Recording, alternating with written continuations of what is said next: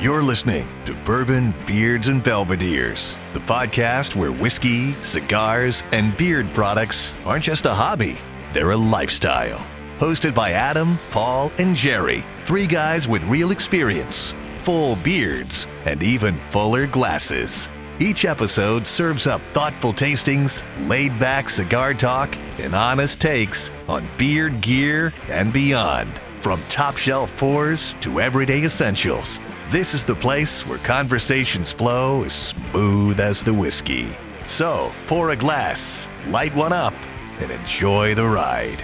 This is Bourbon, Beards, and Belvederes.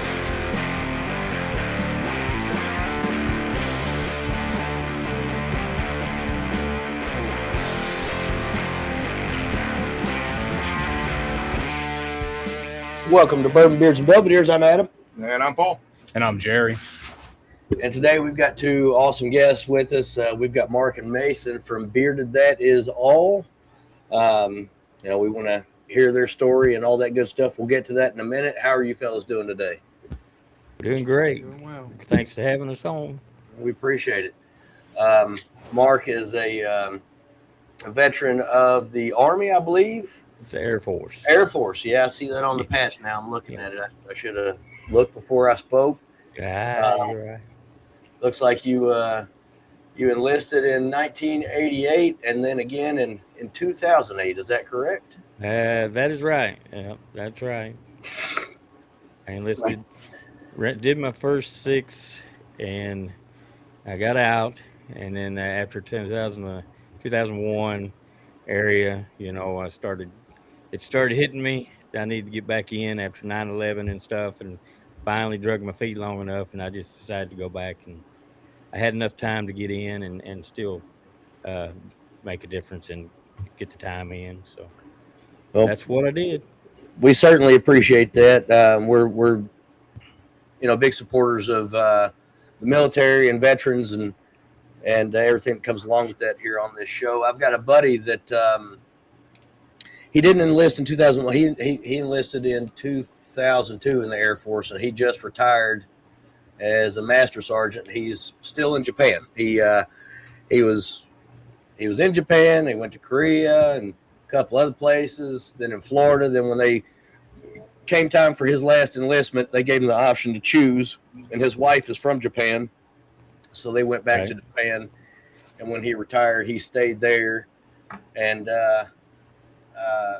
just trying to find the money to go visit the guy because he's posting pictures on Facebook all the time, and it looks absolutely beautiful. Right. So I'd like to go up there and check that out. We've been friends since like 3rd or 4th grade, so it'd be good to meet his family and see where he lives and all that good stuff. Just got to get the money together. So, you served in you served in Afghanistan and Qatar. Afghanistan, and my last appointment was Qatar. Yes. Okay. What about your first go round when you enlisted in '88? You tell us about 88. 88. I was a fuel systems technician, fuel systems mechanic on the F-16s, and we didn't deploy at all during that time. Most of my time has been here in Arkansas, Air National Guard.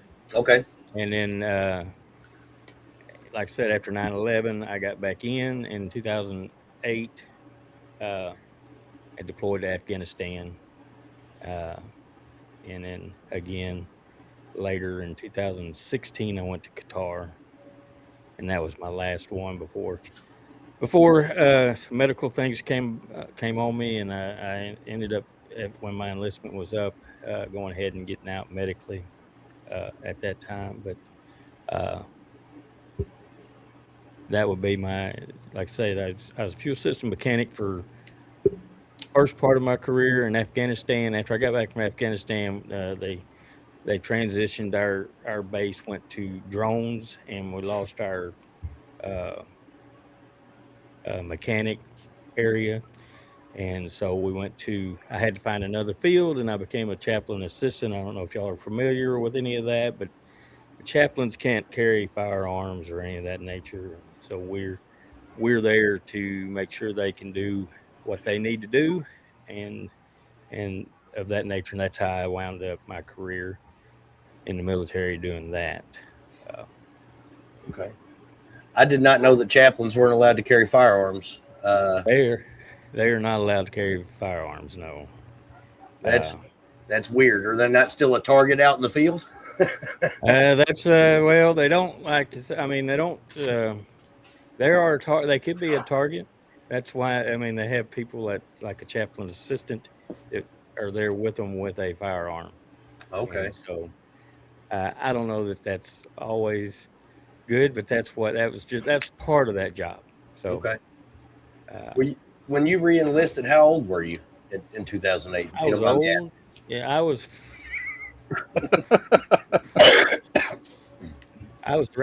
around 40 at the asking. Okay. time, I think. Okay. 'Cause I was out 14. I served 6 years and I was out 14 years. And I said, I went and talked to them and they said, as long as you can get your 20 in before you're 60, and I could. So I was around 40ish when Okay. I got back in. And Well, the and only reason so I and I ask is was go ahead. no. Go ahead. I'm sorry. I didn't mean to interrupt. No, I was just saying that's the reason I got back. I was able to get back in. I could get my 20 in before I was 60. And so go ahead with your question. Yeah. The only reason I ask is because I saw the other day that the Army raised their enlistment age to 42 here recently. Really? So and Yeah. I'd said something to my wife about it, and she kindly reminded me that I'm epileptic. So Yeah. I'm 42 for another couple months, but Right, right. I was never Yeah. able to serve for that reason. Yeah. They're changing a lot of stuff to get people in, I guess. But yeah, 40, like I said, at that point, as long as you can get 20 in before you're 60, I think used to be the standard. Gotcha. Okay. So from what I understand, looking at the website, it looks like Mason is the brains, as it were, behind your brand. He's So definitely the brains. so And I'm, just I'm looking look. I'm looking at this picture here. And Mason, I'm guessing that's you on the motorcycle, right? Or is that Mark? That would be him. Okay. So Mark, I've got that exact same shirt, that sucks to be you shirt that you're wearing in that picture there. Oh yeah, yeah. Um, so yeah, let's talk about your brand and how you guys. I mean, obviously Mark likes his beard, Mason likes his beard. Tell us a little bit how that all, the genesis of that, how that came to be. You want me to start off with that?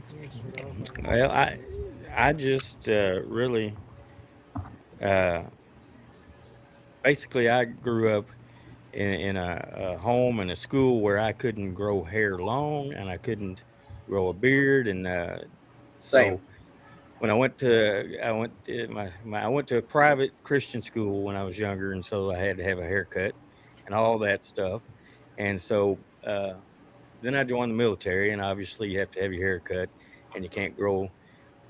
In those days, you really couldn't grow beards, and it was hard to get a waiver. But the things have changed a little bit. So, but I had to stay shaved, clean cut, and all of that. And but by the time I got out, I didn't have any hair on my head, so I couldn't grow long hair. And I've always wanted to grow a beard and grow a long beard. Uh, I've had facial hair, but I never could get past the stage in my beard where it was itchy and driving me insane. And so I started looking around to see what I could find to help with that. And I uh, found some folks on YouTube and ran across Dan C. Bearded and and using oil and things for the itch. And so I found some Viking Revolution on Amazon. I started out with that, and I started messing with that, and that helped me. I'm not going to say bad things about it, uh, because it did help me get through that area that I couldn't get through, and I just started tampering with it myself, and then Mason came in, and he was working at the bank at that time, so he couldn't grow long facial hair, but he had a beard, and we were discussing it one day, and I think we have, we've got a video on our website that kind of explains the story a little bit. But I started as a hobby, just messing around, making my own oil, and then he came in with the brains, and and we started figuring this thing out. And you want to kick in with that, you can. Where you take off from there. That's kind of where it started, and then Okay. he came in. So this was originally, so I've kind of always had some sort of facial hair or beard. I would grow it and then shave it, and I was never really around. But as he started getting invested in this beard oil and stuff, I tried it too, and I ended up keeping the beard. But as he was getting into this, he's had his Mark Ride's YouTube channel for years. I saw a way to kind of make this a continuation of Mark Rides as he's able to not ride as much as he'd like. So we took the That Is All from that and then put it in Beard Company. That was the goal there, to kind of continue the Mark Rides, another branch of it. And it took some time. I had no idea what I was getting into. But as we decided to do this, numbers, and we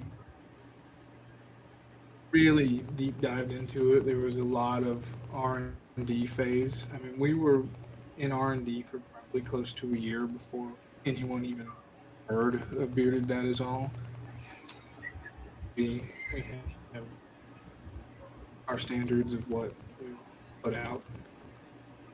Yeah, and there's a lot of regulations that a lot of people don't know about, in making the legalities of it all, and making sure that you're not roasting somebody's face with what they put on it and things of that nature. And so that's where he came in. He could delve into that way more than I could. And some of those PDFs are like 200-300 pages long.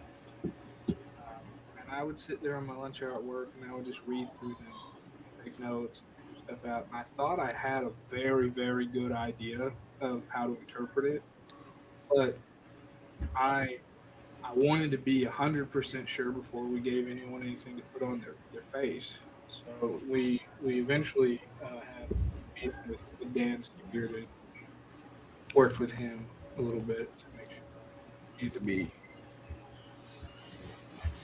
And so that's kind of how it came to be. Other than that, it was just an opportunity for me as a father, to work with my son and do some things together, and grow something together, and to give back to something that my YouTube channel at some point, the whole goal of all of it was to donate and to give back to veterans, and especially to help with veteran suicide. As you know, there's a lot of that, and if you've been in the military, it's affected you one way or another. You know somebody, or you've dealt with it, and so that was important to me, and it became important to Mason as well. But that's really sure, making the beard oil and all is fun and good, and we're hoping to grow and make it profitable and all of that. But the real mission of this thing is really to give back to veterans and to give back to the community. Awesome. What's your favorite veterans charity? We are doing Mission 22 is who we're donating to now. I think we have to apply with them annually, probably, and so that's coming up. But there's Mission 22. There's I'm going to be looking at Tunnels to Towers. That's another one I would at some point like to get involved in. But right now we are partnered with Mission 22. Okay. Yeah, see a lot of advertisement for Tunnels to Towers. At least I do. But that'll tell you what channel my TV stays on fairly often. That's definitely Fox News. Right. I get you. But yeah, those are great, and we're always looking for pretty much any veterans charity with any reputable veterans charity. I understand there's some out there that are, giving pennies on the dollar for what they could give, and paying their CEOs more money than they should, and some of them are just flat out scams. And Right. so, anytime we got somebody on that has a charity that they like to work with, we like to hear about it, because that way we can be sure to put that out to any audience that might be listening to us, whether it's one person or, 30,000 or whatever the number may be, which I can guarantee it's not 30,000 people listening to us, but still, we can at least get that information out to, if one person hears it, they can tell others, and that's good enough for us. So, Right. always want to hear about that. So, yeah, so I'm sure that Jerry's got a whole list of questions. He usually does. So I'm going to hand it off to him, and we're going to hear what he's got to say. So, start out, how is it working as a father, son, and daughter, sister duo, or trio, I guess? You tell him how it is working with me. Overall, it's great. He and I definitely have different skill sets, and we both can be short tempered at times. Sometimes when we're getting upset about something, neither of us will kind of communicate what is upsetting us, and we just keep working through it. But that's not exactly common. But other than that, it's great. We get to spend a lot of time together, especially during that R&D phase. I mean, it took months before we had a butter that we could even call butter. Yeah, it's good. Working with your son, it can be because I'm old school, and I don't understand all uh, the things that he knows and knows how to do technology wise, and diving into that thing like he does. But it is good. Mari, our third party, uh, keeps us in line. She's my daughter. She's my youngest, and she keeps us in line. She's really the boss when things get a little tension. She'll come in and correct things very quickly. When I say she's young, she's 25 years old, so she's not that young. So, but she'll take care of it. It's been great. Uh, you know, as a father, I want to do something to with him and with her as a family, and for me to leave them something, hopefully, uh, and enjoy making memories together doing this. So we really don't get that mad at each other all that often. Every now and then, I don't understand what he's doing. I think it should be done a certain way, but we can clear those things up pretty quickly. But I would recommend, for the most part, for me, to do something with your kids, to make memories with them. I think the best way to describe it is probably chaotic in a good way. You see all the reels and stuff we put on Instagram and Facebook. You don't even know the behind the scenes of getting to the one that actually makes it to the end. Yeah. So, you guys started July of last year, right? Officially? Officially. So, how has the first, was it been 9 months, 10 months? How the first or almost year, how's that been so far? Well, it's been good.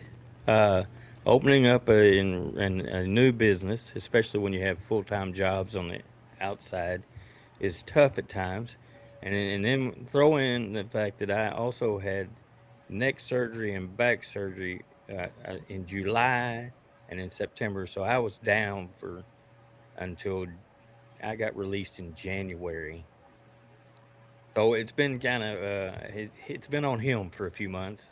I was able to do some things, but throwing that, it made it a little slower. But it has been great. I mean, it's I think we have intentionally kept it uh, a little low key in ways, because we're talking with Dan. You know, you could get overwhelmed when it's just, it looks good on the surface. it's just us two that are making the oil, and our daughter that's here with us to keep us in line and to do things so you don't want to get overwhelmed. He had explained to us that he had somebody that he had did a review for them, and then they became overwhelmed.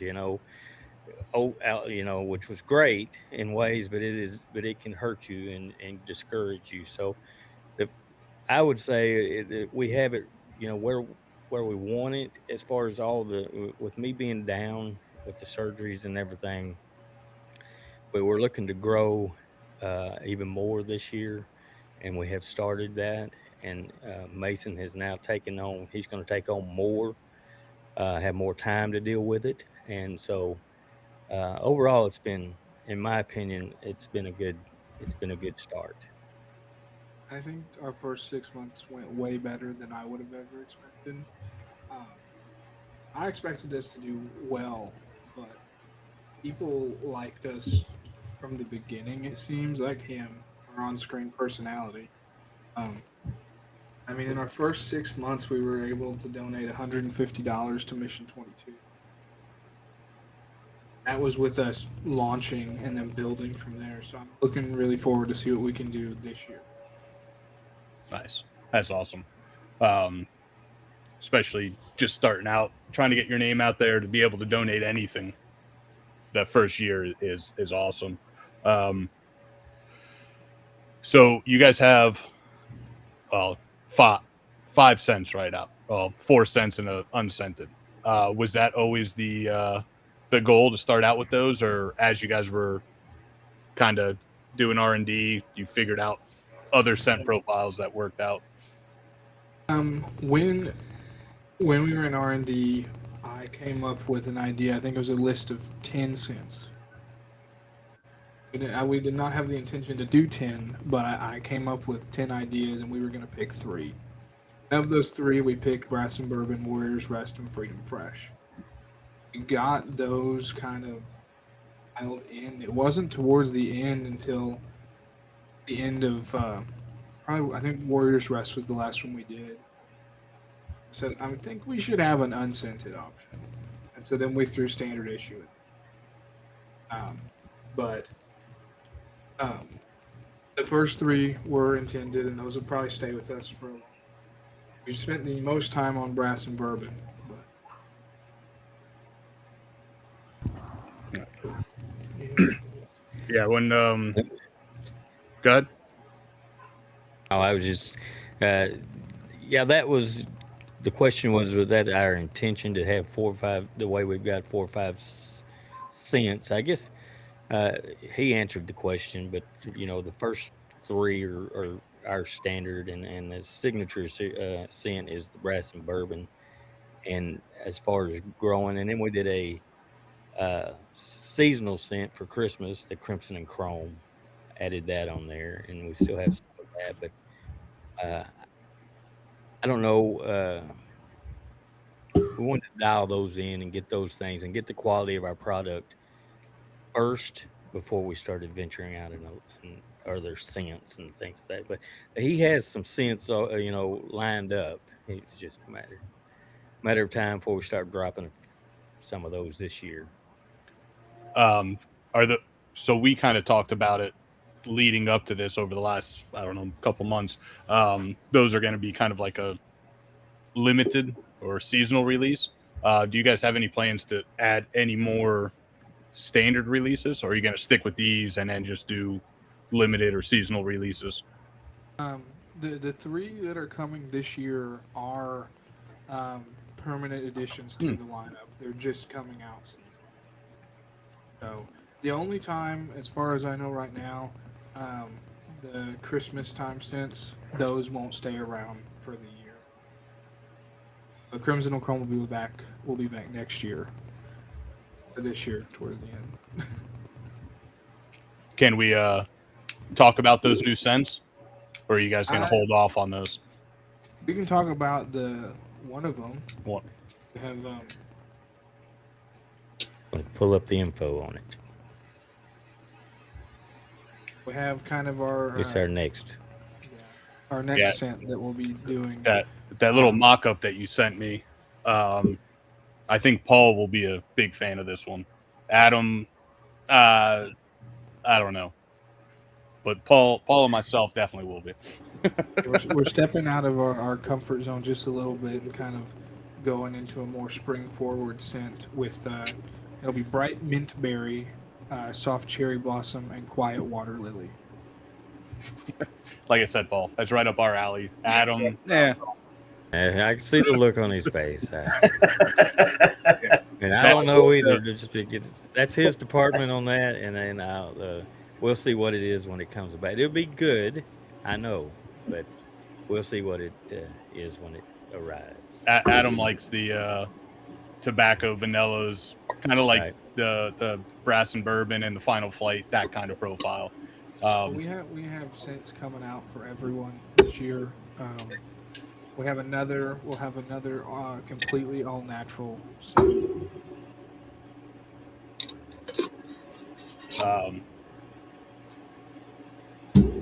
So we have a question in the chat. The Bearded Texan said he never used any of your products, but he's heard good things and he wants to know what the carrier profile is. Yes. I want to make sure I get it right. Oh yeah, it's right here. We have golden jojoba oil, argan oil, meadow foam seed oil, apricot kernel oil, and castor oil. And then we also include some vitamin E in there for shelf life. Yeah, we found you guys. Paul, what was that? That was a Veterans Day episode that we did? Yeah, I believe so. So, yeah, we picked some up. I picked up the Brass and Bourbon and the Final Flight for Veterans Day episode. Adam couldn't make that, but we had a cigar guest on from Monte de Leon Cigars here in Florida. Got him some samples because he's local to me. He loved the stuff. I don't know if he actually ever ended up ordering any, but he said after he got done with the little samples, he's probably going to order it because which one? I think he said the Brass and Bourbon was a big fan of that one. I like both of them. I actually just finished up the Final Flight today and the Brass and Bourbon, I don't know, Monday or Tuesday. So I remember talking about the new scent, so I was going to wait till that came out, place an order for that, and then some more because those two are definitely big fan. I'm a big fan of those two scent profiles. Brass and Bourbon is probably our most popular. Yeah, that one and then Warrior's Rest will be a close second, and then Final Flight is coming on pretty strong. So since it's come out, yeah, I've been looking at that Warrior's Rest because I like a nice lavender, like calm down at the end of the night sort of scent profile. So that I've been looking at that one, and then I don't know if I've ever had one that had chamomile in it. I've had like just lavender, vanilla, lavender, like sandalwood or whatever. I don't know if I've had one with chamomile, so definitely interested in trying that one. That's definitely. Warrior's Rest is kind of a unique profile, but it's really good. I've been wearing it just during the day here recently. Nice. I enjoyed it at night. I like to put the butter on at night before I go to bed on the Warrior's Rest for sure. Yeah, I've been wearing the Final Flight all weekend. I've been out of town. I literally got home right before we got on. Then that's what I took with me, Final Flight, this weekend. So I've been wearing that all weekend. I really like that scent. I thought I liked the Brass and Bourbon better when I just opened the samples that Jerry sent me. But I think when push comes to shove, after I've used pretty much all of both of these samples, I think Final Flight I like a little bit better. But they're both fantastic. I've really enjoyed them. Great oil. I was having for whatever reason, I was getting a little bit of dry skin. It got real hot here and then got real cold, and I had some dry skin going on in my beard. And I switched over to your guys' stuff, and 2 days of using it, I mean, I'm totally fine now again. So I That's mean, awesome. just a testament to the good product, you know, the good ingredients and things like that, and you know, the scent's fantastic as well. So can't complain. And I have to do a callback on the mentioned Viking Revolution. Glad you guys got with Dan C and didn't follow the path of Viking Revolution, because their products are fucking absolute shit. Yeah. Look, we tried I was, them. I was trying to keep it nice on here. When I said I didn't want to. I'm not gonna be nice to them. They have some of the worst products that are being sold out there right now, and it's disgusting. Yeah, no, we tried it on here, and we didn't take the time really to use it long enough before we reviewed it. And we're like, oh yeah, this stuff's good. And then after that, like 2 days later. Yeah, like 2 days later, Paul's like, I don't know about y'all, but this makes my face feel like shit. And I was like, yeah, it sucks real bad. We got to do it. So we did a Halloween episode where we just shit all over.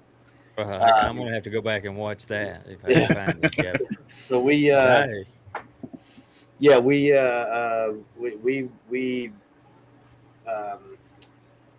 try to do our homework a little bit better now, so that we don't have to shit on somebody. But if we do, we're taking a big dump, and we did.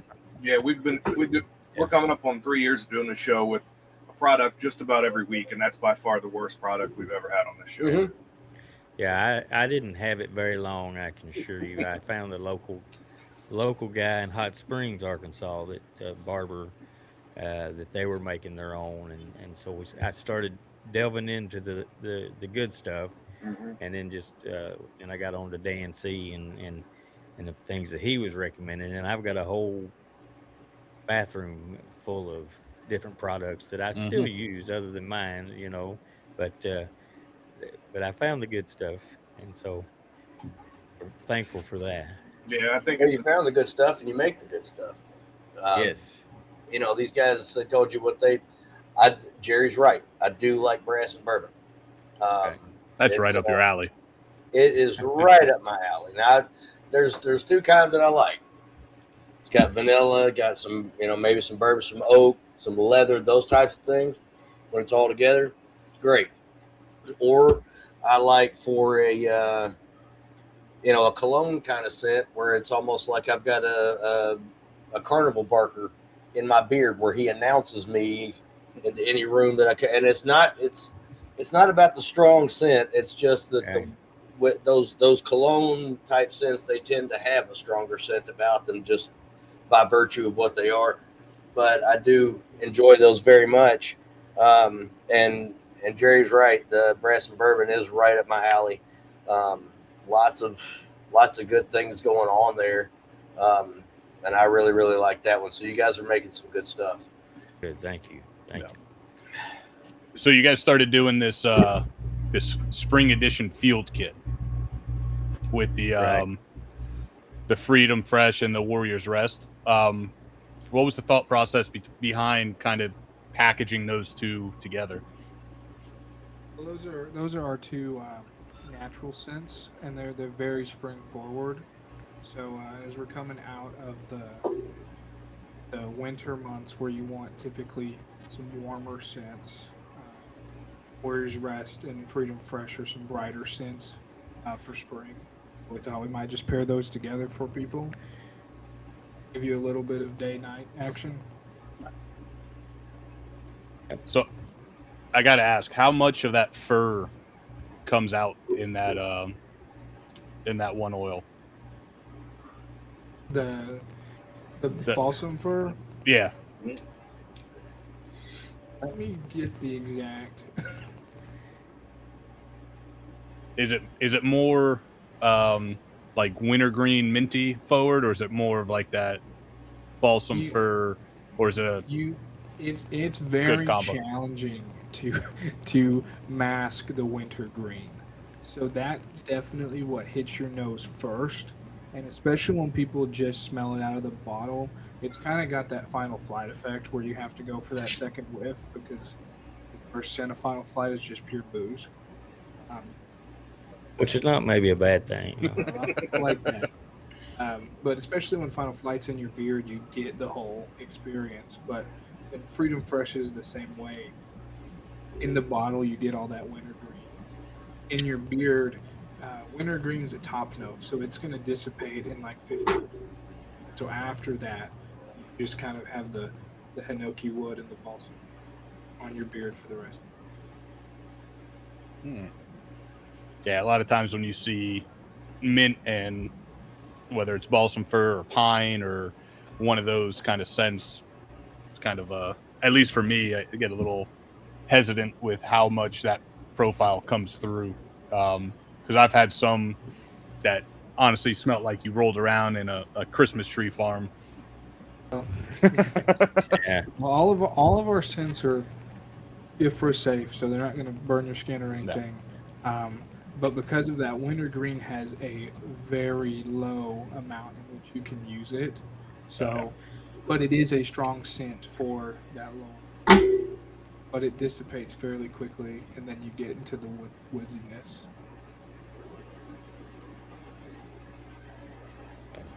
Well, I tried to mute myself, and I ended up muting y'all.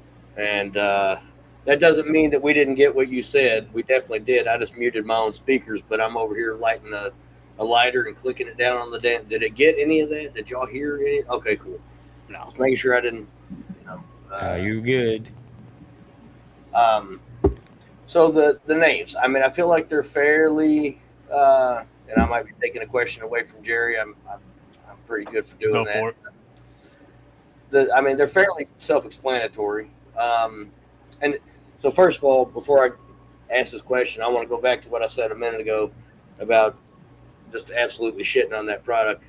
I want you guys to know that I'm not going to speak for these two, but I will say for myself, if I don't like what you've got and I feel the need to shit on it, I will shit on it to your face, just so you know. I'm not blowing smoke up your ass. So back to what I was going to say, these names. Could you, for anybody that might not be, maybe it's not clicking for somebody that's listening or something like that, can you explain where the name's from? I mean, clearly they're military themed, but could you just kind of throw that out there and let people know what those names represent? Yeah, so the naming is pretty much on me, but he gets final say of everything I bring to him. And I have been in production. I've done short films, I write scripts, and so my thing that I wanted to do differently with these scents is have each one kind of tell a story from top note to. So when we did the first one, we wanted pretty standard. It originally started was just going to be a pretty just bourbon scent. Men like masculine fragrances tend to be wood or bourbon, so we were starting with that. But then it kind of naturally evolved into something more, and we found that brass element. So brass and bourbon is just it is what it's called. It's brass and a little bit of brass and some bourbon. Freedom Fresh was his story from a motorcycle ride that he loves. Yeah, it's just one of my favorite rides. Is what it really turned into being is the Talamina Scenic Byway here in Oklahoma across the state line. Just out on a morning ride, and the freshness hitting you out there in the wind, and that's where that turned into where that came from, basically on that one. Kind of just wanted a scent that smelled like freedom. Yes. Sure. Okay. So, and it's fresh. So Warrior's Rest was a little different. We knew early on we wanted the lavender and the chamomile and sandalwood. We didn't have a name for it though. And eventually we just kind of came to that Viking, and we got to Warrior's Rest in the end. Andrew issue was the easiest. That just made sense. Yeah. And then the final flight. Yeah, that one. And the final flight was based on a story of mine coming out of Afghanistan and landing in Kyrgyzstan after we had come out. Transitional base where we're getting ready to fly home. My supervisor had saved some cigars, and so we had a cigar and a drink there and celebrated. And so that's where that story came on. Waiting on the final flight, or waiting on the flight to come home. Okay. Well, so now to kind of delve into that story a little bit, one of the charities that we've highlighted here in the past, whatever, Cigars for Warriors. Um, folks like us that have a cigar collection that's way too big, we can donate that to folks overseas. Um, were those were those cigars from Cigars for Warriors, or were they just some that somebody happened to have, or There were some that the way I'm going to understand it is that they're just some he had, and he saved them for that very purpose for when we got okay, out of there. that's a damn good experience. That's kind of how we are. I mean, we review cigars on here, and usually it's cigars pairings between the cigar and whatever we're drinking on that particular day. But I went to a cigar lounge on Friday night with a couple of friends, and you're paying way above MSRP for a singular cigar, but you're paying for the experience. You sit there in the bar, you have a drink, you smoke your cigar, you watch some games on TV, and you bullshit with your friends. So that's a cool experience for you guys to have, for sure, and that's an awesome memory for you to have, and awesome story for us to hear now. So that's really cool. Have you guys ever thought about doing, since you've at least enjoyed a cigar once in your lifetime? Have you guys ever thought about doing a scent? It's for people that enjoy cigars on a regular basis. Has that one come across in your mind? I have thought about some, some tobacco scents, but that's really his area of expertise. I sit back and I do have some say in it, but he really works on the scent profiles. Sure. I have some ideas for some tobacco forward scents. Okay. I think with having Brass and Bourbon in Final Flight last year, those are kind of tobacco. We're taking a pause from that this year, and then maybe next year we'll get back into some warmer scents with them. Okay. But they're definitely, Okay. Well, just some unsolicited advice from somebody that uses beard products and smokes cigars fairly regularly. A lot of them,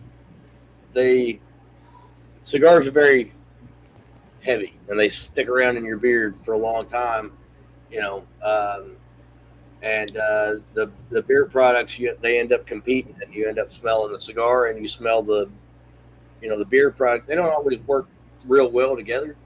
So, just something to keep in mind for, whenever you decide, or if you decide to do that. I suggest maybe smoke a cigar and then Yeah. really think about it. What would work well with this scent that I smell in my beard, because it's going to be there. It's going to be there. And it takes, even if you wash your beard immediately after, it takes a while for that to come out of there. You'll still smell it that next morning. So, Right. Just to throw that out there. But Jerry, I'm Appreciate sure it. Yes, sir. Yes, sir. Jerry, what else you got? On this little topic, do you still enjoy a cigar here and there? For me, on occasion, I will. I'm not a daily, but on occasion, I will.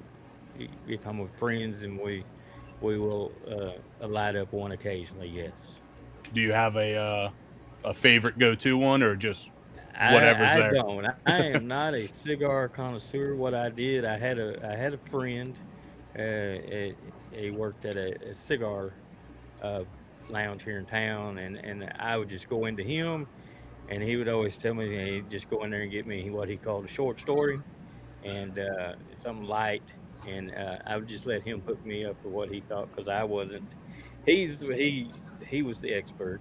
He traveled all over the world to places that, like, I guess down Guatemala or Nicaragua or places like that, I think. And so I would just let him direct me in what he thought I should have. So I don't have a favorite. No.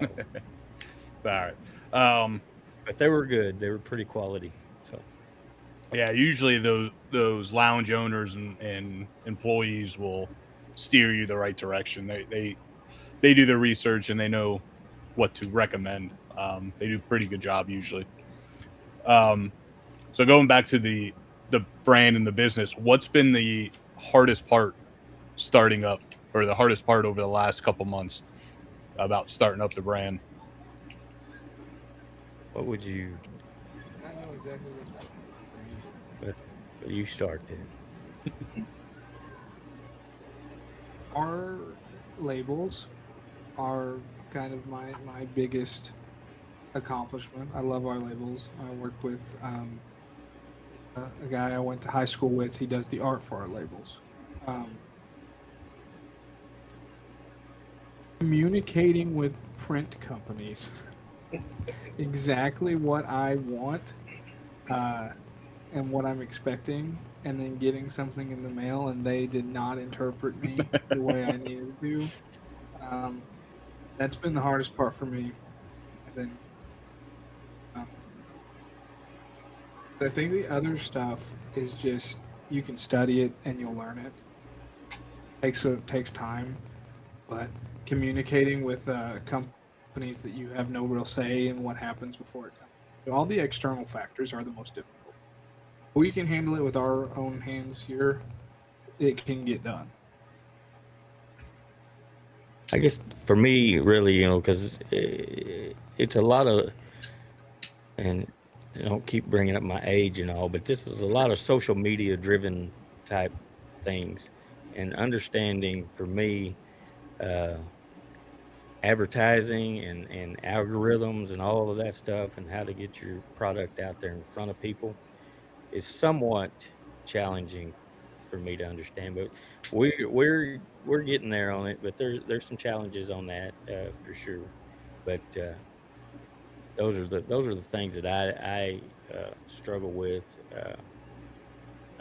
Is trying to figure out how to exactly get it out there in front of people. With paying, you can pay for ads, you can pay for all kinds of things, and sometimes they hit, sometimes they miss, and so getting that algorithm, however that that is a very hard thing to find out. I found out in YouTube, you can do a video and it gets thousands and thousands and views, and you do the same kind of video the next day, you might get one. So you never know what you're getting into. But just the advertisements, figuring out, we've got to do farmers markets, things like that. We take the product to getting involved in those things and which ones to get involved in. There's a lot to it, but it's an enjoyable experience overall to figure these things out. Social media is hard to figure out unless you're doing it as a full-time thing, because like you said, 1 minute you got one or two reels or posts or videos on YouTube that are doing great, and next thing you're doing the same video with a different for you guys, like a different product, and it flops. Like they're always changing their algorithm and how it's thrown out there. You could use the same hashtags, the same this, the same that, and it just doesn't go anywhere. So unless you're doing it as like a full-time, like always on it, trying to figure it out, it's so hard to figure it out. They're always changing. Yeah, I make my day job, I make my living in IT, and you would think that somebody like me, or at least I'm sure there are people out there that know how to do that shit. I can't figure it out. I own a business as well in the neighboring town. And then even this podcast, Jerry takes care of all the social media. He's quite a bit younger than I am. He's got his finger on the pulse a little bit more as far as that goes. I can't wrap my head around it. But my goal. So I've got a 17-year-old daughter, and when I started this podcast, I started a TikTok as well. And she said, if Adam ends up with more followers on TikTok than I do, I'm going to be mad. Well, that's my goal. All right, we got to start working on that now. She's about to be 18. I don't know how many followers she's got, but yeah. So that's my goal, at least for a day. But I can't wrap my head around it either. And I work in what I do. I work. It's algorithms and code pretty much all day long for me, and I cannot work that thing out. For my business, the reason I brought that up is because I do the paid ads, and that has been a boon for the company itself. But I've even got somebody else taking care of my Facebook ads for me because I can't work it out. My wife does some things, and then this gentleman, he takes care of the rest. And I have no idea what to do. You put it in front of me, and it's like a chimpanzee doing a math problem. I don't know what the fuck I'm looking at or what I'm doing. So I let people who know better than I do take care of those details. And for the longest time, Jerry, you've been doing our social media and stuff for about a year now, I guess. So for the first 2, I did all of that, and I did the best I could. I don't think it did much. We've certainly seen a leap forward in social media being an advantage for us since Jerry took it over. But like I said, he's got his finger on that pulse a little bit better than I do. So, Paul and I are a little bit older than Jerry, and even if we could figure it out, I don't think either one of us really wanted to fuck with it a whole lot anyway. And Jerry enjoys it. He's good at it. So we're definitely thankful to him. I have social media to enter contests and try to win free shit.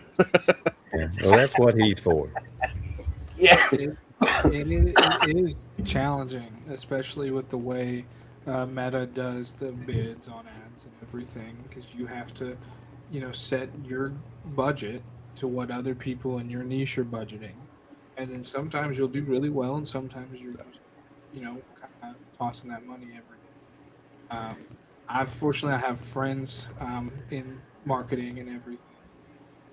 But even, they tell me it's getting harder and harder because as social media continues, people's attention spans are getting shorter, and you have less than 3 seconds to get them hooked on whatever you're showing them.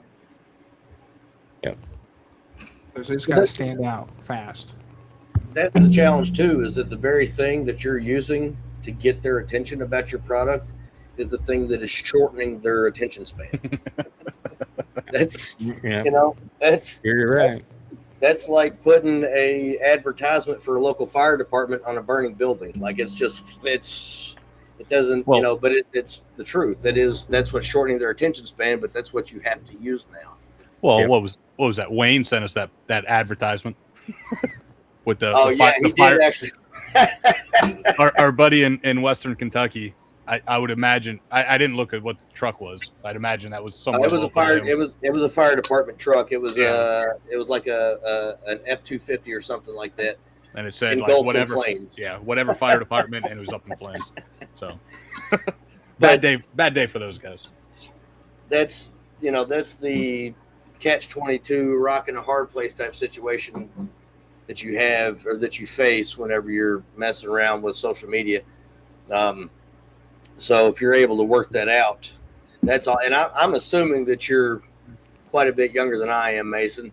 So I'm assuming that you probably got your finger on the pulse a whole lot better than I do, just like Jerry does. So. Yeah. So yeah, that's what his job is. He has a lot of jobs, and I give him a lot of jobs because he's 28. 28? Yeah. 27 right now. You're aging me. Yeah, I'm aging him too quick. Yeah, he's 27, be 28 in a couple months. That's right. He's well versed in all this computerized stuff.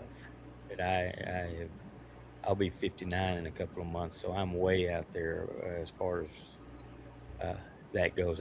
I try my best, but that's why I hired him. Well, I'd have put you at 49 if you hadn't already given me a simple equation to work out your age. But yeah, it's always good to, especially in this day and age, it's always good to have somebody that you know is able to work that shit out and figure out what needs doing and how to do it. Um, and luckily we've got Jerry and you've got Mason, and everything will work itself out. So. Oh yeah. So to kind of piggyback off that question, what's been the biggest surprise with starting this company? You got a good answer for that one? I mean, the biggest surprise is that, for me is the amount of people that have reached out to us that have enjoyed the product. Like you guys are, I don't know where you're in Kentucky, and I don't know where the other two guys are in Kentucky, Maryland, and then I'm in Florida. And just the places in the short amount of time that it has reached out to, and because he has done such a good job with our marketing and our labels and the quality of, it. Sometimes people talk to us and they, it feels like they think that we're, some bigger than we are. We're two guys, three, and my daughter, in this house, or here when we get orders in, we're the ones making the orders, packing the orders, doing all. And there are a lot of companies just like us, but it just amazes me in the short amount of time where all this that we're sending product to, and it started right here from a simple conversation to now we're talking to you guys wherever you guys are in Florida, Kentucky, and we've sent it to most. I guess we're closing in on most of the states. Yeah, I guess. You got a calendar, or not a calendar, a map over there. We got to put up. We're gonna push pin everywhere our products have gone, but it is clearing most of them. Yeah, it's that's been the biggest kind of surprise for me. Is for me. I mean, I knew, and not everybody's going to like the product, but I feel like it's good product, and we weren't going to send it out unless we felt like it was good, and just where it has reached in a short amount of time for us, we're thankful for that for sure, and but somewhat surprised in some of the things. Yes. I think what surprised me the most is just how awesome the bearded community has been. Yeah. We've met some really cool people. We worked with Santa Tom for Crimson and Chrome. He was, happy to do that. I've chatted with Bearded Chief for a while, and he's an awesome dude. Bishop, we got a lot of people, and it's not. They don't act like influencers or content creators. They'll text you and ask you how you're doing. Yeah. And it's just a great community. Yeah. We've heard that from a lot of other companies, other beard companies, that it's, that they've experienced that same thing. As a matter of fact, in the chat, Bearded Texan said that Bearded Chief speaks highly of y'all. Yeah. So that's really cool. That's a question that I had, that maybe Jerry had too, was if or who you have worked with in the beard oil, the beard product industry, or if you had reached out to anybody when you first started, or anything along those lines. Yeah, we had we went as far as we could get to, and then I guess our biggest was when we reached out with Dan C. Bearded and had a consultation with him and worked with him, and he worked out some things for us as far as our questions that we had, as far as what Mason's questions, especially when we were trying to decipher the IFRA regulations and guidelines and things of that nature, getting a better understanding of that kind of thing. And I don't know of anyone better that I've reached out to or seen on, and there's a lot of them other than Dan. He's the expert on the subject, so to speak. He was such a nice guy too. Yeah. Oh yeah, just like he is when you're watching a video of his, is how he just talks to you, and normal. And then everybody else, I've said it. I kind of explained it like I ride motorcycles, and I'm in a Veterans Motorcycle Association motorcycle group, and the motorcycle community is a lot of veterans are in that, and it's like a brotherhood, and the bearded community is very similar to that. I have come to find, and that's one of the reasons. Another reason that I like it so well is it's a brotherhood, and that's a good thing. We all need that. Well, I got to ask then, have you ever heard of Rolling Thunder? Is that the ride going up to? Where is that at? Is that in? Well, I mean, there's chapters all over the all over the country. But we had the Kentucky president and the Kentucky chapter president on, and he is the director of Veterans Outreach, I believe, for Jay Madley Bourbon here in Kentucky, and Todd Matonich. And I say last week. That one came out Monday, didn't it? I believe it came out Monday or last Monday. Anyway, I'll have to look, but it's I would encourage you to go back and watch that or listen to that. But that's another veterans motorcycle club that it's really cool. They do a lot of good work with veterans. He was in the Air Force as well. Yeah. I'm in the Combat Vets Motorcycle Association. Okay. And I think our first chapter was opened up there in Kentucky.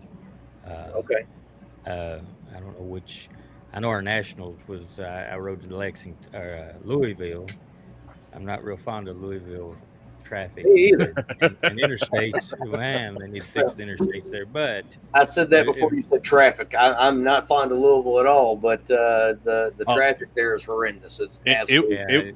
Years ago when we visited and we stayed at the Airbnb, it was fine because we walked everywhere.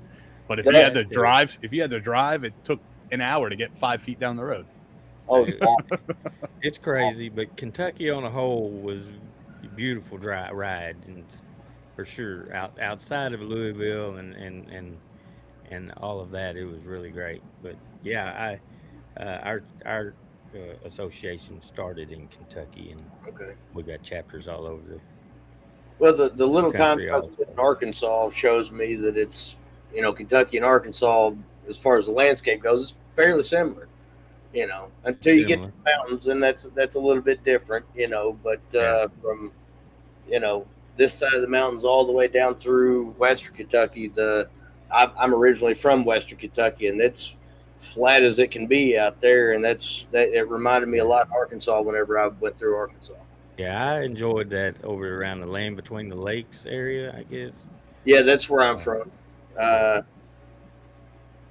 Yeah, it's real nice out there. The land between the lakes area is. And Paul and I host another. So be careful! Don't drive at night in land between the lakes. Yeah, we host another conspiracy or another podcast.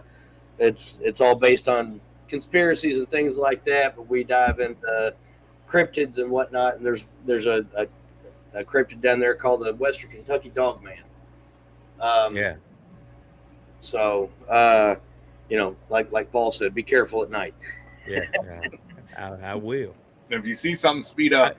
I think I have seen some things on YouTube about that area, about that kind of thing you're talking. Yes, sir. Yes, sir. It's funny because growing up down there, I didn't ever hear about it, but once I got up here within the last year, it came to my attention. But it's episode 24 of this season. Todd Matonich. Yeah, it was Kentucky chapter of Rolling Thunder. So it came out. It's one right before the St. Patty's Day special. Yeah, it was like 3 or 4 episodes ago. It was within the last. It was probably right about a month. Huh? St. Patty's was the last one we dropped, and it was right before that. Oh yeah. So, Yeah, so it was recent. but definitely worth checking out because Todd, you know, he's a really cool guy, and he does a lot of And good charity work with. I was going to say Jay Mattingly does a bunch with Jay different Mattingly does charities. as well. Yeah. And you know, we really like those guys and appreciate them coming on the show and all that. But just like we do with you. You know, while you were talking about what you do with your you know, the motorcycle club, I wanted to bring that to your attention while we were talking about it. Good, thank you. I'll look into those. And then the Bearded Texan said he appreciates you guys actually putting the work and research into blending and doing your own testing. A lot of companies, new beard companies, are just buying wholesale carrier blend oils and throwing their fragrance in it, which some people say you can tell, some people say you can't. Personally, I think you can tell when a company sits there and does their research and tries to figure out the best oils to use and which fragrances to use versus just buying a 5-gallon, 20-gallon jug and just mixing it all together and sending it out. So he appreciates that. I know I do, and I'm sure these guys do as well. I had another question to go along with it, and I completely lost it. Going back to you guys packaging and putting all this stuff together. Mason, you had a fun little trip the other day, didn't you? Oh, yeah. I had a lot of life thrown at me this week. He was trying to get a package to, what was it, the post office or UPS, Yeah. and he blows a tire. The tire was completely shredded, it looked like. And And I mean, it was pretty. I don't know when it blew out. I got here to pack the package, and I saw my tire when I got out of the car, and I said, "That looks a little low. I'll air it up before I go." Well, I get everything packed. I go out to the car, I start airing it up, and it will not air up. I'm like, okay, well, I'll just wait till he gets here. Maybe he can help me out. Maybe I'm missing something. Yes. We got the bigger air compressor, and it still did not air up. We're like, okay, whatever. We'll just put the donut on, and then upon taking it off, we discovered the back was just completely gone. So that turned into 2 new tires this week. oof. Yes. Need some more sales. My daughter did that not too long ago. She hit something, and then she drove all the way home on the flat tire, and then told us that the tire was flat. Right. Got out and looked at it, and I thought, you know, I was like, well, maybe it's we can just plug the tire. And I went out and looked, and the whole back side of it against the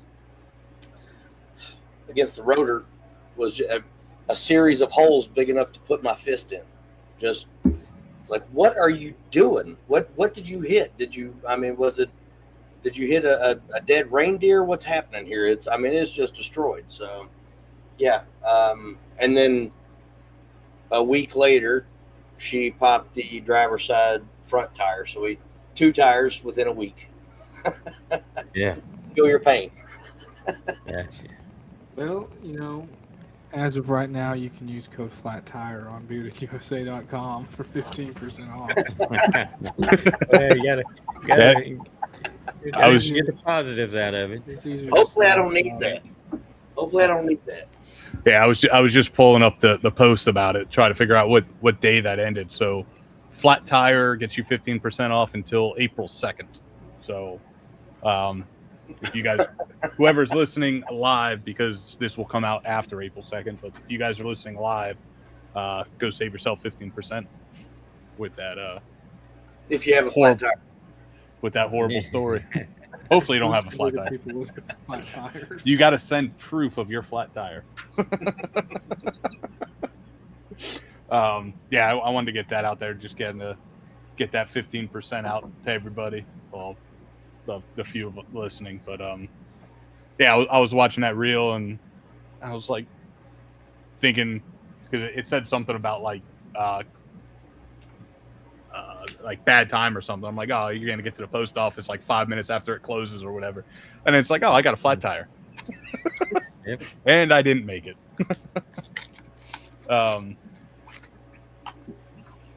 Yeah, so it just kind of goes to show what a small company has to go through to get products out.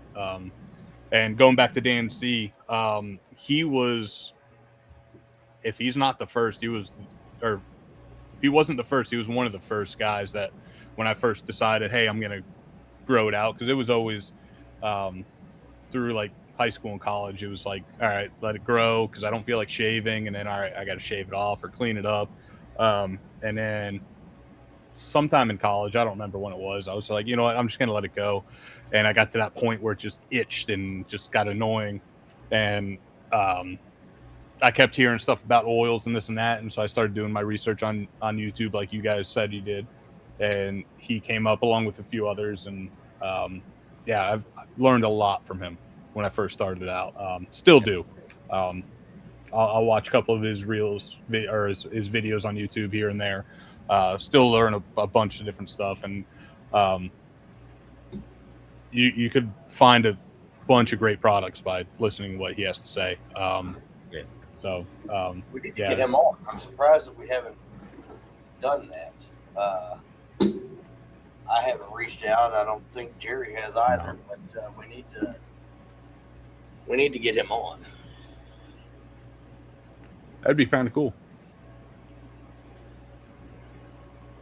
So you guys got butters and oils. Is there any plan for the future to add other product lines, different, grooming products, anything else that, the natural evolution? We have plans, like he said earlier. We're kind of taking things more at a slower pace to make sure we don't overwhelm ourselves. But we have plans to get a few other products besides just oil and butter out. Yeah, I think we're gonna next. We're gonna work on a balm, which is different from the butter. Mm-hmm. We're gonna add but getting the right amount of wax in it for us is just me. I'm not a guy that likes a lot of stickiness or whatever in my beard, and so we're gonna start working on the balm. We have already experimented once or twice with it, and it wasn't up to quality that I would like. So that is the next thing that we're working on, is getting at least one balm, getting a balm out there, because there are some people that like a balm or something more hold for their mustaches and things of that nature. So that's next, and then there'll be some other things at some point, but that's our next one out. I'm going to be pushing now. He has part of the company too, so I have to go through him, but that's kind of where we're leaning. Nice. Any thoughts on like shampoo and conditioner? Possibly. I've looked into those. The answer is yes, at some point. That is quite the endeavor. Yeah. But yes, I'd love to do that at some point. Yeah, there's a lot that go into those two versus just. I don't want to say just throwing a bunch of oils and fragrances together, but it's a lot more than just putting oils and fragrances together with those two. Yeah. Definitely a lot more with the beard wash and conditioners, for sure. Yeah. But they are on the radar. Very cool. So what is your process on, I guess, coming up with new scents? Just, you guys think of, just your brainstorming? Do you have other people close to you that give you, I'm sure people are in your ear saying, why don't you do a tangerine oil? Why don't you do this and that? And like, how do you come up with the ones that you kind of want to move forward on and want to really put on the top of the list to move forward with? I still have some of that list from the very beginning with the 10 items. Those are ones I would like to do. And you're right, I do have friends tell me, you should do this scent. Do listen to them because some of them have grown out beer just to support the company. Um, but a lot of it's just brainstorming and figuring out what is the next, out of the options we have, what's going to be the next one for the company. Not necessarily what I or he would, pick, but what's the next natural step for Bearded.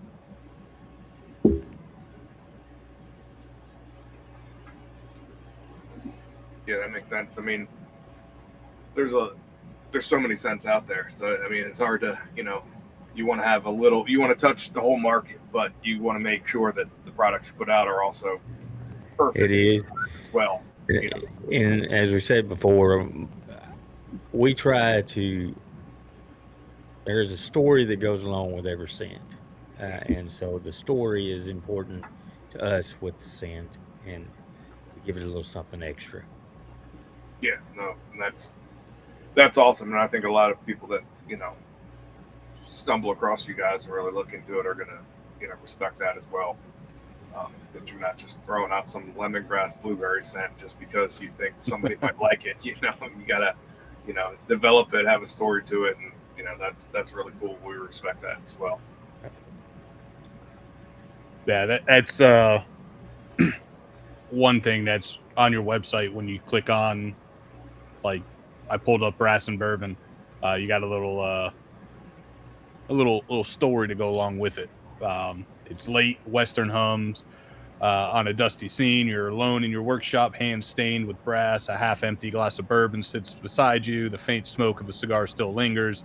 You're reloading, escaping, unwinding. It's not chaos, it's calm. It's not wild, it's earned. And you got that with all the other scents too. That's always, like, nothing you have to do. It's something kind of fun and cool to read while you're kind of reading through the profiles to kind of see where your guys' mindset was coming up with these profiles. So some companies do it, some just kind of, hey, here's a profile, and it's always fun to read, whether it's something like this that makes sense or just some outrageous, like, crazy story. There's was it High West that has those crazy tasting notes? Yeah, High West has some good. High West is they're out west. They're a whiskey producer, and they have some of the best tasting notes, and they lean into it. I think. I mean, they have ones like wet chalk and it's like sitting on your back porch smoking a cigar while drawing with a blue crayon overlooking the ocean, and obviously it's all like some crazy stuff that they just decide to throw together, but it's fun to read. Like I said, those, and then something like your guys said, it's a little bit more natural and more believable than some of these other stuff, but it's fun to read while you look through and try to figure out which scent profiles. Talk about that. Do you guys have any thoughts about doing I wanted to ask this earlier and it completely escaped my mind, about doing like samples. Thank you. Wow. Yeah. I sent out a sample this week when I sent that Freedom Fresh. The samples we have here, they're not ready to be sold. I'm not sold on the bottles they're in, but I want to do samples. I've just got to find the right way to do them. No, that makes sense. We've had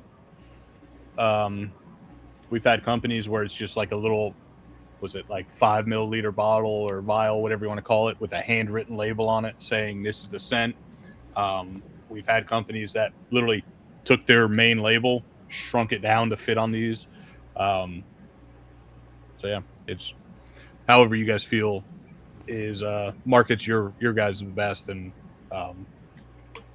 if you guys are definitely excuse me, if you guys are doing oils or samples, I think that's gonna work, because at least for us, it's nice buying for you guys, like a 5-pack or a 4-pack if you don't throw the unscented in there. Be able to try all of them, see which profile we like the best. And especially with it being fragrance. Because when we go to holiday markets or the farmers markets Yeah. and everything, people there are able to smell Smell them 'em. and figure out which one they want.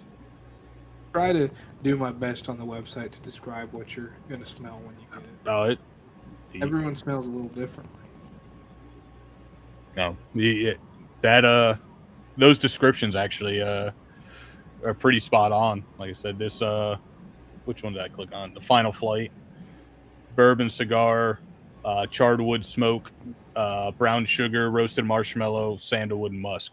Um, I was sitting down today. I couldn't remember if I put this one on or the Brass and Bourbon. And I knew I finished one of them off the other day, so I went on the website just to kind of look because I kept getting like this like almost smoky note to it. And then it popped up on here, and I was like, "Oh, that's right, I had that one on today." So you did a killer job with those notes there because they're definitely spot on. Thank you. I think me and Paul were talking about that when we had your products on back in what was that, September. That it definitely spot on, and that aged brass in the Brass and Bourbon definitely adds a something different. I was curious about that one, how if it would be like a metallic-y smell or something like that. It's not. It honestly, somehow you guys figured out how to make a spent brass out of a rifle or a handgun sit in this bottle along with the other scent profile. I don't know how you guys did it, but it has that same note. Yeah, can you talk about how you kind of got to that? Because it really is. What was it? Months. Months. I mean, I don't. He can answer that better than I can. He put it together. So I mean, it just took a long time of finding the exact right ratios. We did have a pretty funny experience with the Vetiver incident of 2025. yeah, Vetiver is a very strong earthy. Yeah. But a lot too much. Mhm. It was not a great scent. no, Trial and error is important over here. We do it until we get it right. yeah. You're not gonna give away your secrets of how you come up with brass. No. Yeah. We also did it with chrome. Yeah, I didn't get that one yet, so I'm looking forward to that one because you nailed brass. So, I mean, it's something that people don't really think of when they think of brass. They don't think of the scent, but when you smell this, you're like, Yeah, spent brass. Yeah, I used to do some reloading, and so that's not exactly what the smell was supposed to. But if you've done any of that kind of thing, and you know what that smell, and it's got a little of that smell in it, or machine work or something, But yeah, that's that smell that sticks to your hands for a couple days after a couple hundred rounds. And like I said, I was the profile sounded great. I was just curious on how that brass, whether it would be an actual like spent brass smell or more of like a metallic-y smell. I was real excited when I put it on and it had that actual spent brass smell and not that like overdone metallic-y scent to it. So that one was done real well. So what do you guys see for the brand and the business for over the next say like 5 years or so? I may not be here in 5 years, so you go ahead. Good answer. We'll hear what you say about the next 5 years. I would like to slowly see this become less of just a beard care brand and more of like a lifestyle brand where we have all the beard stuff. That's still our core products, but we'll also have just manly hygiene products, and eventually do our own merch and stuff in house. We called it. We were on with Bearded Bishop, and I made the joke of just slowly growing this into our beard empire. Yeah, my goal would be in the next 5 years for him to grow this business enough that I can just retire from my real job and pack beard products and send them out. But I'm with him on the goals. But yes, I'm looking to in the next couple, 3 or 4 years for sure retire anyway. So, and this would give me just a little something to do, keep me from getting bored. And help him grow it to what he wants it to be one of these days. Hell, when you retire, you could get on the social media and figure out these algorithms. Yeah. Since you'll have nothing else to do. You're right. It might take a whole nother lifetime. Trust me. No shit. Yeah. No, I don't know that I'll be unless I can do that on my motorcycle or whatnot when I retire. Algorithms may be the farthest from my mind. I'm gonna let him handle all that. It sounds like Mike's got plans to be the Phil Robertson of beard care products. That's it. That's it. That being said, we got, this show is, beer products, cigars, and alcohol essentially. More favoring towards whiskey, but do you guys drink at all? Do you drink beer? Do you drink wine? Not drink at all? Like what do you guys do in your personal time? No, I am not a big drinker. I have. And I'm not saying I've never had drinks, but I am not. It's not a daily occurrence for me, for sure. And for him, I'm not going to answer for him. I know what it better be, but for him, it's his choice. But no, I am not saying I've never drank, but I'm not a connoisseur of the bourbons and things of that nature. No. This is the same exact answer for me. That's right. That's because I'm sitting right here with him. Yeah. We'll talk to you later. We got a couple guys that listen that ride. What are you riding? Me, I have a 05 Road King that is more built for shows, and then I have a 2016 Street Glide. Nice. Yeah.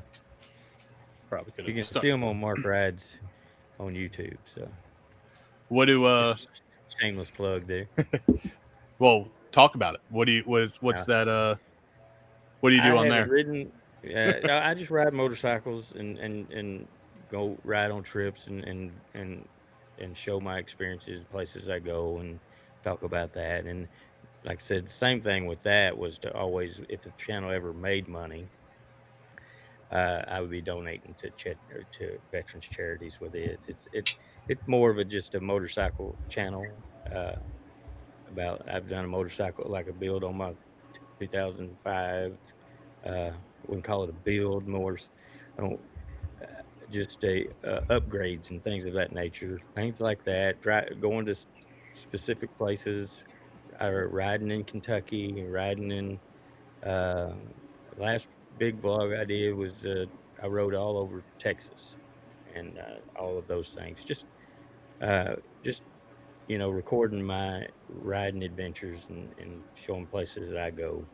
And at some point, I haven't ridden in nearly a year because of all my surgeries, but I just got turned loose to get back on. So, but that's what it's about, is about that channel. It's on.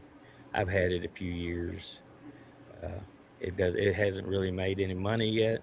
It has the capability if I put more into it, but I have a full-time job, so it's hard to. And I don't really ask people for memberships and things like that. I was just going to let it grow naturally, and if it made some money, we were donating. And because, like I say, I have a full-time job, and that money was just going to be for donating to veterans and stuff. So, looking at your page, your YouTube page, I can see that that is something that's not unique to bearded, that is all. So can we hear a little bit about that catchphrase? Well, the catchphrase, it's somewhat of a military phrase sometimes when your I thought it sergeant's might through be. chewing you out and he wants to send you out of the room or whatever, he'll say that is all or whatnot. I had done it a couple of times on a post, and people people kind of liked it, and I tried to quit. I didn't really want to do it. I was ranting about something, and so I wrote that at the end of it because I was just mad about something, I guess. And I tried to quit it, and then nobody. And every time I tried to quit it, everybody's like, "You got to say it," or they come back with me with it. So it just stuck over the years. I would just end everything with "that is all," and uh, and on my YouTube channel, that just came. That's my catchphrase. And then Mason decided when we started the beard business that he would just intertwine the two and bring the "that is all" over to the bearded company. So that's how that kind of came about. I had a Not a big feeling. I have my father was in the Marine Corps, um, and he has said that phrase to me more than once. And I thought that that might have something to do with it, but it's always good to hear it, from the yeah mouth of that the person that's saying it. So yeah that one's been around for I guess 4, 5, 6 years now, and it just kind of got entangled in my YouTube channel, and then it's just part of who I am now, and he brought it into the business. It's what he wanted to do, so that's where that came from. so one more thing about that, I got to know the nickname Chip. Where's that coming in? Because it's right there on See, your you're back. gonna ask all the really good questions now. When I was in basic training, uh, my dad, not my dad. When I was in, well, he's the reason that I went with my road name. But when I was in basic training, my jaws were a little fat.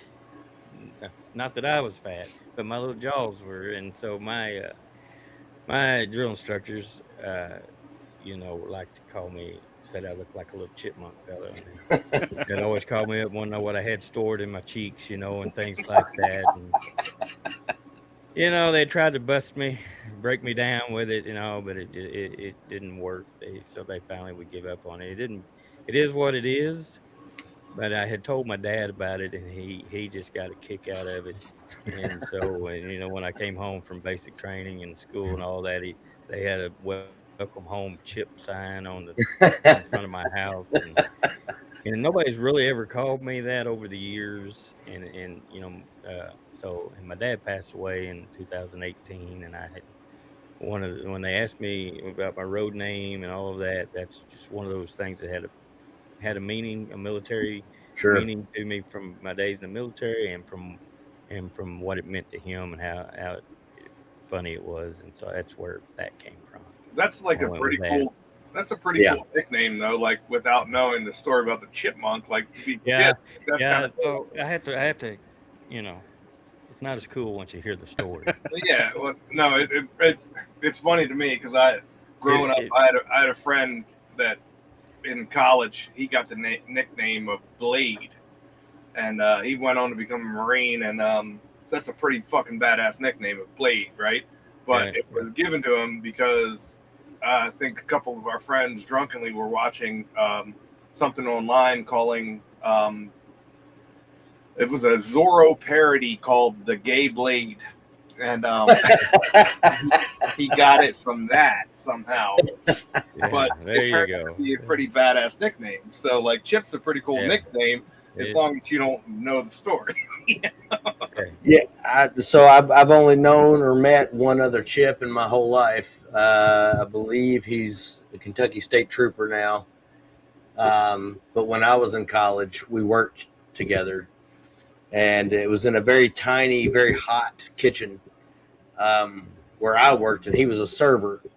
And he messed up an order one time, and My nickname was Sunshine, specifically because of my demeanor. I'm not, Your peachy attitude. Yeah, my peachy attitude. It's, and Yeah. I was given that nickname at that restaurant. Well, I lost my mind on this man. He was at least twice as tall as me. I'm 5'7" on a good day, and he's, well, I wouldn't say twice as tall, but he's 6'4" or something like that. Nicest guy you could ever hope to meet. And he walked back there. He said, after we cooled down, he said, I've never wanted to stick somebody's head in the fryer so much in my entire life. And I was like, well, come on and try it, big boy. It just lit me back up. I was ready to go again. But his name was Chip, and I believe his first name is Charles, and that's why he's called Chip. I don't really know. He doesn't have a cool story behind that. So when I saw that patch on your vest there on your cut, I had to know what that was all about. And that is a damn cool story. It ends up having strings tied to two different aspects of your life. I really don't know that you could have gone with anything else. If you had, it would have been disingenuous to yourself. It wouldn't make you sense to go with anything else. So that's great.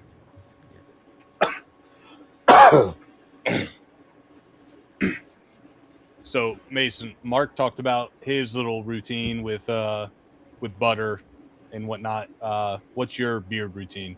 Do you do oil and butter? Do you do one more than the other? What do you typically do? I will do when I'm getting ready in the morning. I do both oil and butter. I use a little lighter butter in the morning. That's kind of just there to tame some flyaways, if anything. And then I just go butter at nighttime before bed. That's what I've been doing a lot more lately is butter at nighttime. I've for some reason I've been doing a lot. I don't know why, but I've liked it. I think that would also be our goal with the balm is that could be maybe what I use in the morning to where it still hydrates like butter, but it has a little hold like. We don't want you to have to use a guitar pick to get it out of our. Yeah. You guys talked about how not every product or scent works with people. I'm not a big Balm fan. Down here in Florida, it's humid, it's hot, weighs it down. It feels like you got an extra scarf on. Butter's perfect. It's lighter. Yeah. I've come to find like a liquid butter. I don't know if you guys have looked into doing that. Liquid butter here for me, it's the same properties as butter, just a little bit lighter, so it's a little bit less heavy, even though butter's not heavy. Especially down here in Florida where it's hot and everything. I don't like having that weighed down. So liquid butter, is my choice. Talk about that. Have you guys thought about doing liquid butters at all? I don't know that I've actually thought about. I've heard of liquid butter, and I've seen some people that use it. I don't know much about it, so as far as us doing it, I don't think we put any real thought into liquid butter. I'm sure it's good. I'm not a Balm guy either. If I was going to twist my mustache up or something, maybe, but I don't do that really. But me, I don't like a lot of greasy feel on my beard either, and I like a light feel on my beard just enough to keep it hydrated during the day or at night when I go night. Yep. But liquid butter, I would have to look into it and see. That'd be a lot more of the R&D that you like so much. We finally got the butter where we kind of would like it for ourselves, and other people seem to enjoy it also. But that's something to look at. I don't even know what it is. It liquid, like a liquid, or is it just it's kind of like a in between of oil and butter and like a think of it like a conditioner consistency. Yeah, like that's right. Okay. It's a little bit thicker than oil, but it's still liquid form. Right. Like I said, probably just a different ratio of wax to yeah oil. That's all it is. I know some people love it. Me, I could go either way. Just I like it because I don't do balms. I stop at butters. Yeah. Like balms, like you, I think it weighs it down. It just I don't. I have balms. I don't use balms at all. Yeah. See, I like balms. I used a balm today. Right. I might use an oil at night, but my beard kind of it just grows in weird directions, especially here. And my beard being as long as it is, generally they curl into my nostrils, and then I'm walking around all day scratching my nose because something ridiculous is happening. And I'm surprised that because part of it's because of the humidity here in Kentucky. It can get kind of nasty, and you guys got some of the same weather. And then Paul, Paul gets the weather that I had 2 days ago. Right, so it just kind of sweeps east over to Paul because he's on the same latitude there, pretty much. And I'm surprised he doesn't like balms more than he does. But the humidity really makes it spring up, and it drives me nuts. So I like balms. I'm not as big of a fan of butters. They tend to put them on, and my beard just goes white like snow, and I have to work it in and all that. I like the balm that I can just.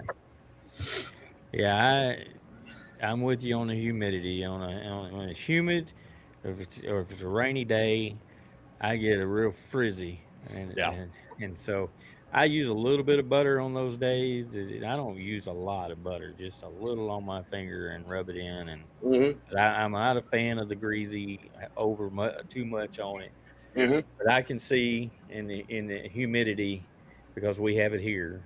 I can tell on a humid day, my beard just has a mind of its own and does what it wants to do. And so I can see where somebody would like a balm.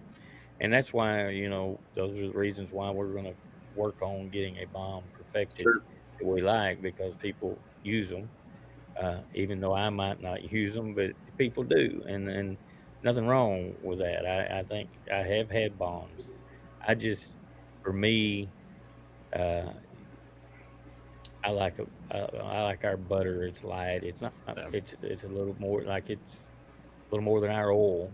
It's a little bit more than our oil, and it's light. And but like I say, we're going to perfect that balm here this year, hopefully, and we'll see if I like it. Well, I look forward to it for sure, and I want to state this plainly. I don't mind the butter. I've got some butters in there that I really, really, really, really like.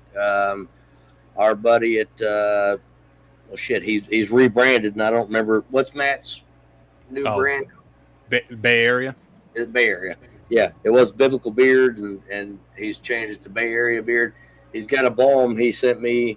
It's his Halloween scent, and it's everything that you want in a fall scent. When the leaves start to crisp and there's a cool humidity in there, like that heavy thickness, and especially in the morning, it's all of that, right? And then the pies and all that good stuff. So it's all right there, and that is great. But I've not had a butter that I really. So for me, it's either an oil or a balm. That's what I typically go with. And the oils I do like to use at night, and then the balms I like to use early in the day before I go out. And then again, I don't use something every day. Sometimes there's 2 or 3 days where I go and I don't put anything in my beard, and it is spraying all the way up to my chin like this, and whatever. But I just don't like to put something in there every day. I feel like every day is too much of a good thing, and too much of a good thing is never good. So take that for what you will. It's crazy how everybody uses the products differently. I mean, we've talked about this before. I mean, for me, oil doesn't really even go on my beard. Oil goes on my skin. Yeah. I always use a dropper, whether your product comes with a dropper or not. I have spare droppers, and I put it on my skin, and then I do the whole chicken scratch to get it into my skin. The oil is essentially my lotion for my face, and then the butter is what hydrates my beard.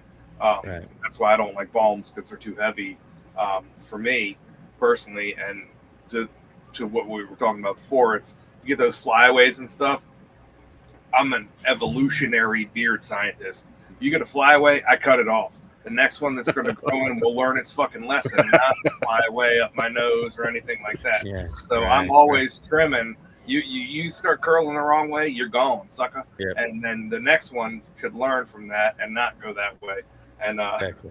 I get you. Yeah. that's the mentality I go with. But yeah, no, I'm big on That's oils. not bad. Oils for my face is really what it is. I know a lot of people use oils for their beard, and I do. I'll rub it through what's on my hands and things like that. But especially down at the bottom and stuff, the butter is really, I think, what hydrates my beard the best, and the oil is what I rely on to keep my face hydrated, so I don't get dry skin and get flaky and all that kind of nasty stuff that people that don't take care of their beards end up getting, and that's why they end up shaving their beards off, because they get that itchy, that dry skin. And I think good quality oils need to really, even if you're putting them on your beard, some people like that, and I do put it on my beard, but it needs to get to your skin as well, because that's the that's what your face needs. Right. Exactly. Yeah, I'm right there with you. I push that oil right to the skin, get it all nice, like.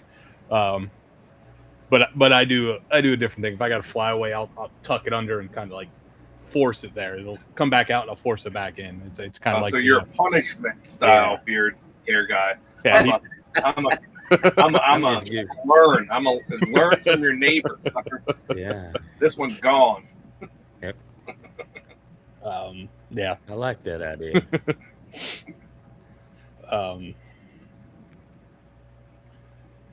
What else? Is that you guys got anything else? I do not. Oh, when I don't know if you touched on it. When is that new scent coming out? Do you have a date yet? Around the end of April. Very good. Around. No, nothing definite yet, but yeah, that's it. Definitely looking forward to that, because I want to. Well, I haven't tried your guys' butters yet. When we picked it up, I just picked some oils up, so definitely looking forward to trying some butters. The new scent. Maybe the definitely gonna pick up the Warrior's Rest. Maybe the what was the other one? Freedom Fresh. Is that the other one? Yeah. Yep. Maybe pick some of that up. Just try it out. But yeah, I've like I said, we tried it on our Veterans Day episode, and I've been a big fan since. So We're glad to hear that. we picked it up, and when I picked it up and sent it out to the guys, I didn't realize you guys just started like 3 months prior to that or whatever it was. That was totally coincidence. We were doing our research right before the episode, and I was like, these guys are like brand new. Yeah. Paul's like, I couldn't find anything. I was like, I scrolled on their Instagram and everything, and they just put out on, I think it was like 4th of July on 2025. I was like, they're brand new. You're so definitely that. No, we're fans though. Definitely, yeah. Let us know when you're dropping the new stuff. We'll push it out for right. you. On Sounds good. Thank you. yeah, when you guys if you guys do any posts on Facebook or Instagram or anything, tag us, do collabs, whatever. We'll definitely help push it out. All right. Like I said, I'm definitely looking forward to that new scent. I'm sure Paul is too. We'll have to get Adam a little sample of that just so he can try it.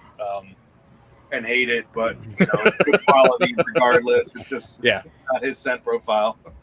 That's one thing we've come to find out doing this over the last almost 3 years is we don't like every scent profile out there, but as long as the actual base oil is a good one and works well, I can deal with not liking the scent for a couple hours, and as long as it makes me feel good. And like I said, that I don't want to be itchy. I don't want redness. I don't want any of that stuff. And the good oils,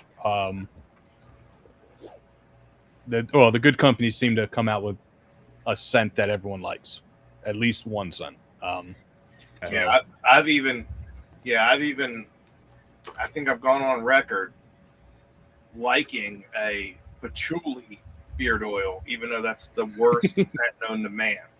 But One time. it was a One good time. quality product, and the oil was a great base and everything. So I had to bite my tongue. But so I think the blend is 90% of it. Yeah. The scent is what sells it, I think, and you guys probably know that. Wasn't that with ostrich oil, Paul? But the blend is what people come back to, because it doesn't break out their face. What'd you say, Adam? So wasn't that one ostrich oil? I can't remember. I just know that but the scent of patchouli is, just disgusting. So don't ever do that, guys, if you take my recommendation, unless you got a bunch of hippie friends. I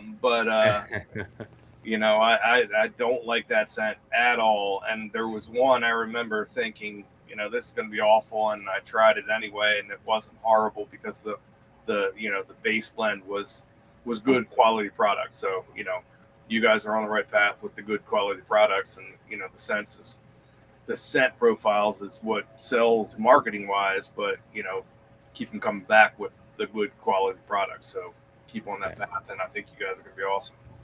No. Appreciate it. Yeah. Keep up what you guys are doing. The first, I want to say the two cents that we had were great. I can't imagine the other two are bad with these. Looking forward to the new scents coming out, and then we'll have to grab the Christmas scent this year for a Christmas special or Christmas episode, whatever we want to call it. We'll have to grab some of that. Looking forward to see what you guys put out over the next couple of years. Mark, whether you're still with them or you're retired, riding around your bike around the U.S. I'll be around here somewhere. But yeah, definitely looking forward to see what comes out of Bearded. That is all. Appreciate it. That being said, do you guys want to plug you guys, your socials and website and everything like that? Website is beardedusa.com, and then all our socials are at bearded. That is all. I just got to break in there. beardedusa.com.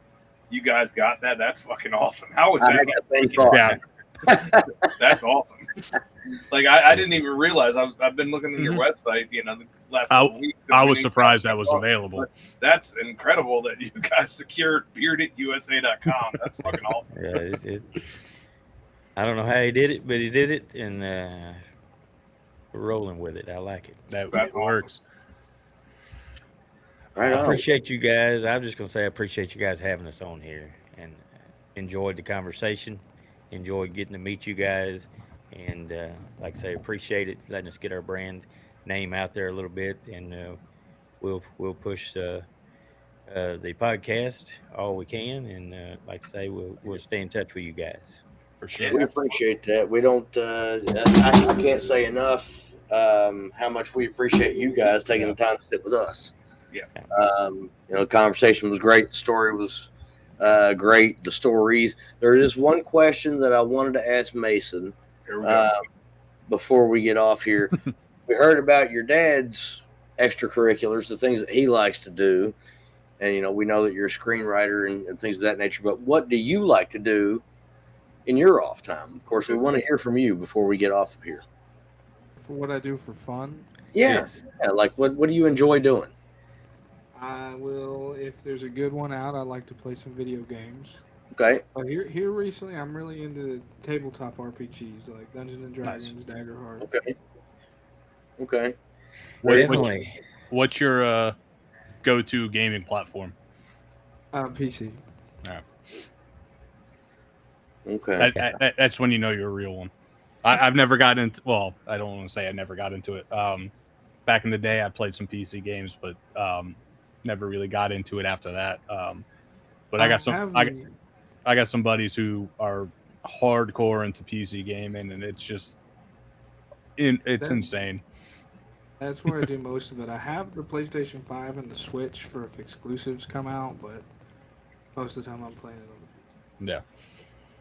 I'm pretty basic. I've got my Xbox, and it's on the other side of the room from my bed. And sometimes after my wife goes to sleep, if I've got an hour of energy left in me, I'll sit there and play a video game. You know, I don't do any of the online shit or anything like that. I'm still stuck in my Nintendo ways back in the day where it was 1 or 2 player and that's all you got. And but I like my shooters. I like the Ghost Recons and the Halo and Destiny and things like that. Those are the kind of games that I like to play. So talk about Nintendo. I'm right there with you, Mari. The Wii Sports Baseball. I used to play the shit out of the Wii Sports Baseball and the golf game when I had Wii. Bowling game. How did you not say the bowling game? Everyone played that, but golf and baseball was my go-to. Well, bowling's the one Marty pro in. Yeah. Our third partner is a Wii champion. Okay. There was so I had a fishing game. I had a fishing game on the Wii, and one day I decided to grab one of those little kiddie pools. Those, like, what are they, 4 or 5 foot round, like this deep pool. Right. And it was living with my mom. So I put that in the living room, filled it up with water, got my bathing suit on, sat in there with the Wii fishing pole, and I was sitting there. She came home, and then I had my case of beer next to me. If that actually needed to be said.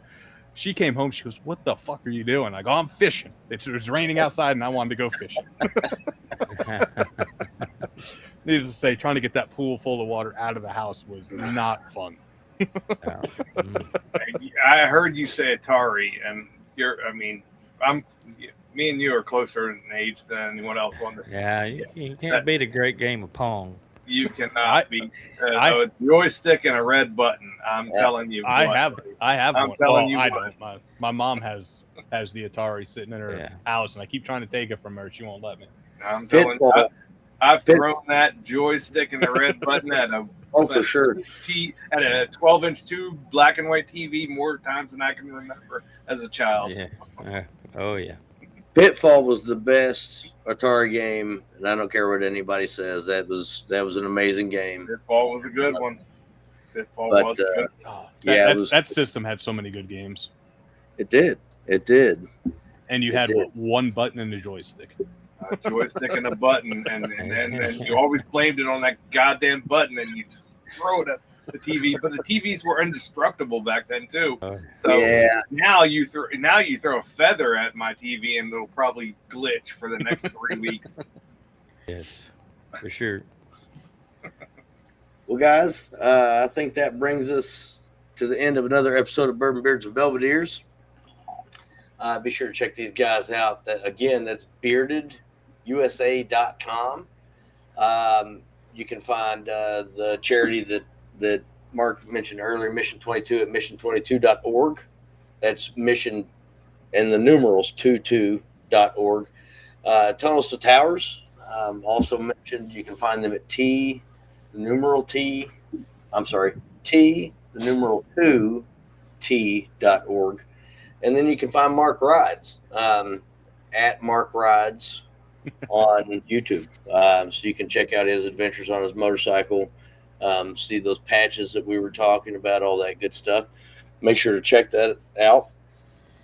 As always, make sure to support your local veterans, active duty military members, LEOs, first responders, firefighters, all those folks. They're out there giving their all for us, and the least we can do is be supportive. But if you have a favorite veterans charity that you want to give to, we encourage you to do that. Make sure they're vetted. We talked about that before we started recording. There are some that are just pure scams, or some that give cents on the dollar for what's actually donated. So make sure they're vetted. Make sure they're on the up and up as far as the charities go. And then again, make sure to support children in your local community. The world's crazy. Seems to be getting worse. The more the layers get peeled back, and every day in the news and on Facebook, and who knows how much of that you can believe, but still every day there's more and more coming out about people doing horrible things to children, kidnapping them, just awful things. So let's make sure that they've got the support they need. They're the most vulnerable among us, and we need to make sure to look out for them. Even if you don't have kids, someday you may, and then you'll know just how scary the world is. The world has never been more scary to a person than when they have a small person to take care of. Then you begin to realize just how crazy this world is. As always, we thank you for joining us, and until next week, enjoy your spirits and your cigars responsibly. Cheers. Cheers, guys. And thanks for joining us, guys. Absolutely. Thank you.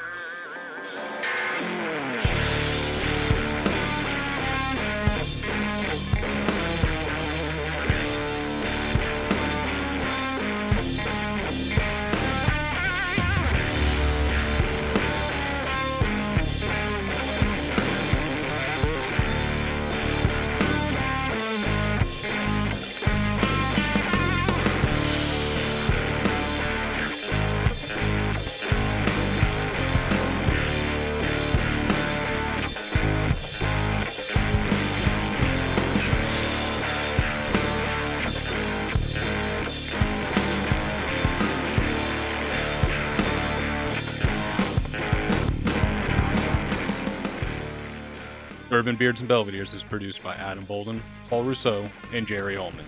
Edited by Jerry Ullman. Music by Ryan Johnson. You can find all of our links on our website at bourbonbeardsandbelvederes.com and at beacons.ai/Bourbon, Beards, and Belvederes. As always, enjoy your bourbon and cigars responsibly. Cheers.